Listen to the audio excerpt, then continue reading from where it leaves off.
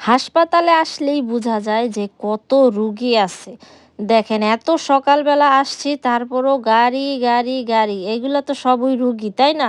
রোগ আছে জন্যই তো হসপিটালে আসছে। ভাবছিলাম যে সকালবেলা গেলে মনে হয় অত একটা ভিড় থাকবে না। কিন্তু জাপানে আসলে সবাই না সকালবেলাই যায়। যারা হইতেছে বয়স্ক মানুষ তারা তো মানে ওই কাজ-টাজ করে না। কিন্তু তারা সেই সকালবেলা ঘুম থেকে উঠে যায় ৪ঃ০০ বাজে ঐরকম টাইমে ঘুম থেকে উঠে যায়। তারপরে তারা কি করে রেডি-টেডি হয়ে তাড়াতাড়ি একদম সিরিয়াল যাতে নিতে পারে সেজন্য তাড়াতাড়ি চলে আসে। ওই কারণে আসলে মানে সকালবেলায় বেশি ভিড় থাকে। আর কিছু, কিছু জায়গাতে সকালবেলায় দেখানো হয় মানে বিকালে হয় না।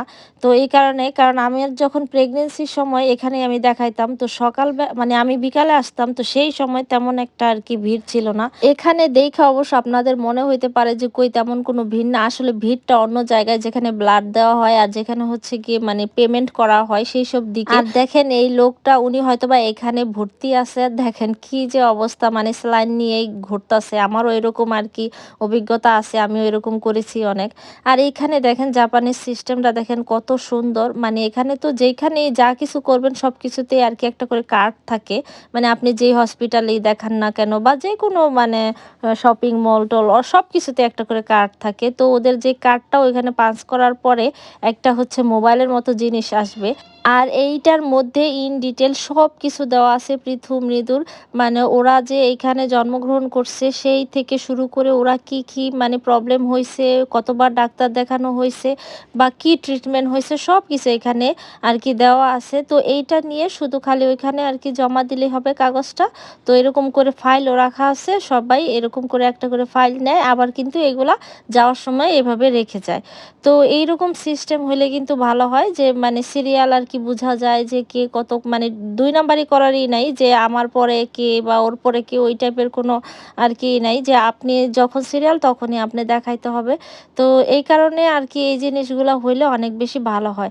আর পৃথু আর মৃদু এখন কি হইছে মানে যখন আরকি বাইরে যায় ওর বাবার সাথে থাকবে হইতেছে মৃদু আর আমার সাথে থাকবে হইতেছে পৃথু। মানে তাদের এখন একটা হইছে। আর আগে করতো কি আগে মানে মৃদু আমার সাথে থাকতো, আমার হাত ধরতো আর পৃথু হচ্ছে ওর পাপার হাত ধরতো। এখন আবার সব উল্টে গেছে। মানে একেক সময় একেক রকম। আর এই যে দেখেন আমি হাসপাতালে আসছি অথচ মাস্ক নিয়া আসতে ভুলে গেছি। মানে মাস্ক আছে কিন্তু গাড়িতে রাইখা আইসা পড়ছি। তারপর স্বামীরে বলছিলাম মানে স্বামীরে আমি বলি নাই। ওই বলছে যে তাইলে তোমার মাস্কটা আমি নিয়ে আসবনে। তারপরে ও হইতাছে এখানে ওদের কাগজটা জমা দিয়ে তারপরে হচ্ছে মাস্ক নিয়ে আসতে চলে গেছে। আর এইখানে কিন্তু বেশি সময় লাগবে না। কারণ চোখের এখানে অত মানুষ নাই। বেশিরভাগ মানুষ হইতেছে মানে অন্য সব সেক্টরে থাকে ব্লাড-ট্লাড দেওয়া লাগে যেইগুলা পরীক্ষা থাকে। আর এই যে দেখেন ডিভাইসটা ওদের নাম লেখা আছে, তারপর কোডও দেওয়া আছে। মানে কয়টা বাজে পাঞ্চ করছে, কি আসে বিষয়, কয়টায় ডাক্তার সবকিছু এখানে আছে। আর এটা মানে টিপ দিলেও না কোনো বোতামটার মধ্যে টিপ দিলেও কিছু হবে না। কারণ এটা ওইভাবেই করানো যাতে বাচ্চারা টিপলেও কোনো কিছু না হয়। পৃথু-মিথুতে এটারে টিপে মানে বলে যে, "মা এটা থেকে কোনো কিছু হয় না কেন?" মানে এ পর্যন্ত টিপতে, টিপতে ওদের এটা অভ্যাস হয়ে গেছে যে এটা থেকে আর কিছু বের হবে না। তো এখন আর অত করে না। ২ জনে বসে আছে এখানে। আর একটু পরে, পরেই ওদিকে সেদিকে তাকাইতাছে। মানে তাদের পাপা আসতেছে না কেন? তাদের পাপা কোথায় গেছে? আমি বললাম যে, "মাস্ক আনতে গেছে, বসো।" কোথায় এসেছো? হ্যাঁ? এটা কোথায় এসেছো তুমি? হ্যাঁ? কোথায় এসেছে? মেঘানে দত্তর মেঘানী দত্তর? নাকি? মেয়ে দপ্তর। মেয়ে দপ্তর না? চোখের ডাক্তার। আজকে কিন্তু পর্ব আমাদের সাথে আসে নাই। এইজন্য দেখেন ওরা কি সুন্দর মানে অত কিন্তু দৌড়াদৌড়ি করতেছে না। খালি যদি এখন পর্ব থাকতো মানে এদিকে সেদিকে কত যে দৌড়াদৌড়ি করতো সেটা আর বলার মতো না। আর ওর স্কুল ছিল জন্য ওরে আমরা রাইখা আসছি। ভাবছি যে ও স্কুল থেকে আসার আগে, আগেই যেহেতু আমরা বাসায় চলে যাব, শুধু, শুধু ওর স্কুলটা মানে নষ্ট করে লাভ কি?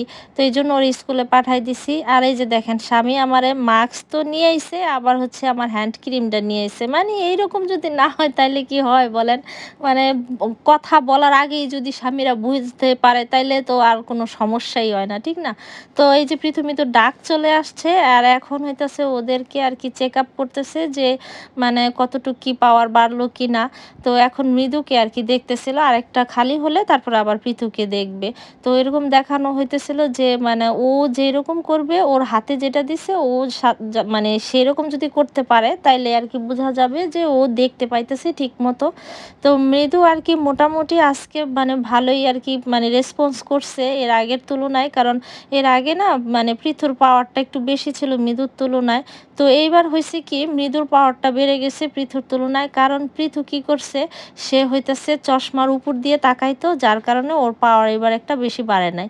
আর এই যে চোখের ডাক্তারের কাজ শেষ করে তারা মানে আমরা চলে আসছি এখন তারা নাকি জুস খাবে। তো এখন এই ঠান্ডার মধ্যে জুস খায় তো আর তো ঠান্ডা লাগবে। এজন্য ওর বাবারে বললাম কি একটু গরম জুস কিনে দাও।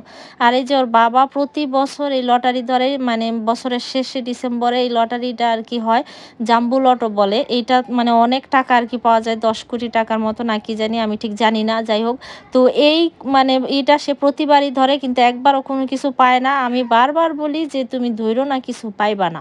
কিন্তু সে ধরে। বলে যদি পাই, যদি পাই এই করতে, করতে কতগুলা যে এ পর্যন্ত টাকা নষ্ট করছে তার কোনো ঠিক নাই। এখন সে আবার আরেকটা মানে ২ টা ধরছে। মানে তার মতো পাবলিক কিন্তু আরো আছে। এই যে দেখেন ওনারাও আর কি কিনতে আসছে। মানে কি বলবো পায় না কিছু না তারপরও ধরার জন্য পাগল। যাই হোক আজকের আমাদের ব্লগটা এই পর্যন্তই। সবাই খুব ভালো থাকবেন। By, by, tata, সায়োনারা। আবার দেখা হবে নেক্সট কোনো ব্লগে। ততক্ষণ খুব ভালো থাকবেন।